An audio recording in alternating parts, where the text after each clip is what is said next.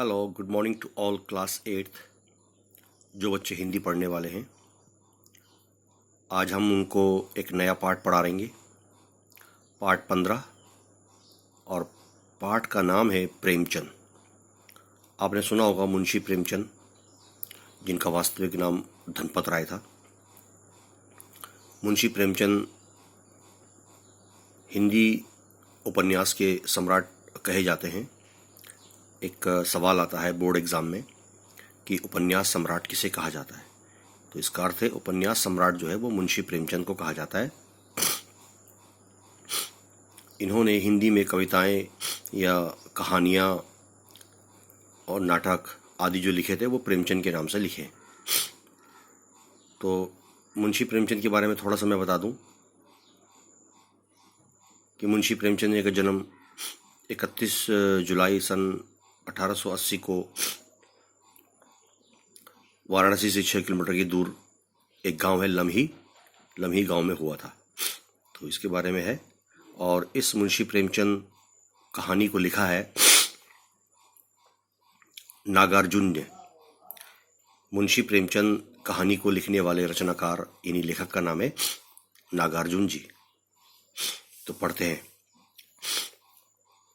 पाठ 15 प्रेमचंद के बारे में, भाग 1, पेज नंबर है 89, क्लास 8 जो बच्चे हिंदी पढ़ने वाले हैं।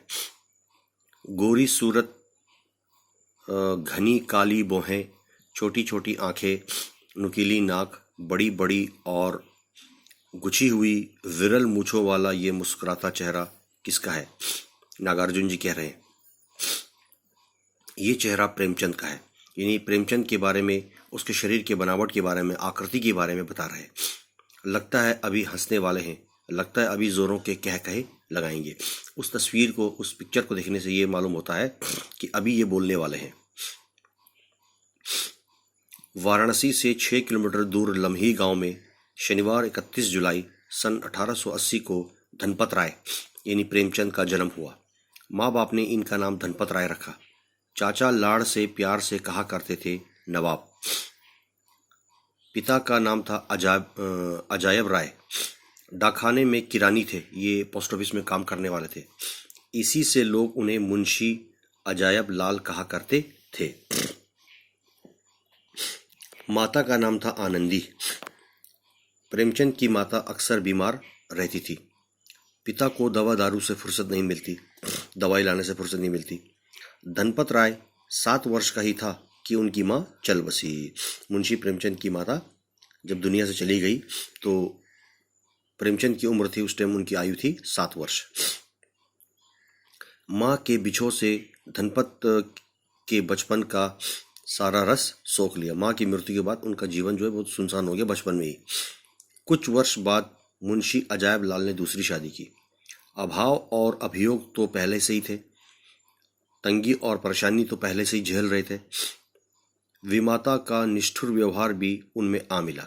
जो प्रेमचंद के लिए उसके पिता ने दूसरी शादी की, जो दूसरी माता आई, सौतेली माता, उसका व्यवहार भी बहुत बुरा था। नई माँ बात बात पर मुंशी प्रेमचंद को डांटती थी।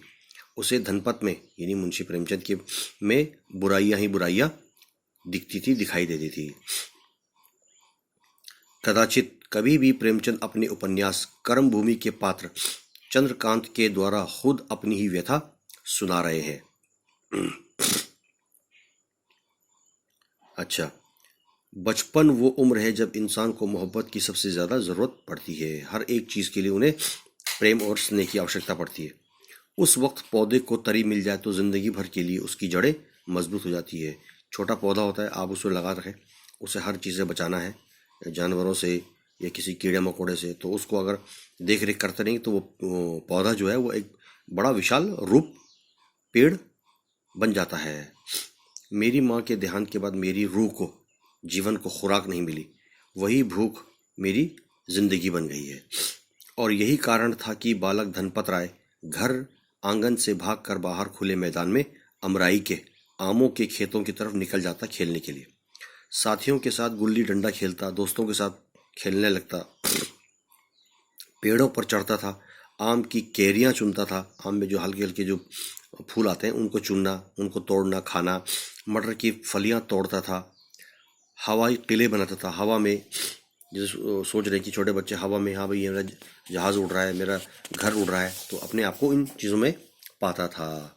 ठीक है, तो यहाँ तक मैंने आपको भाग 1 पढ़ाया। अब मैं आपको पढ़ाऊँगा कल भाग 2 पेज नंबर 91। यहाँ से पढ़ाना है, गरीबी, घुटन और रूखेपन से त्राण पाने के लिए बनपत ने इस तरह एक सहज रास्ता निकाल लिया। तो यहाँ तक आप पढ़ के आएंगे कल, इंशाल्लाह कल भाग 2 पढ़ाएंगे। धन्यवाद।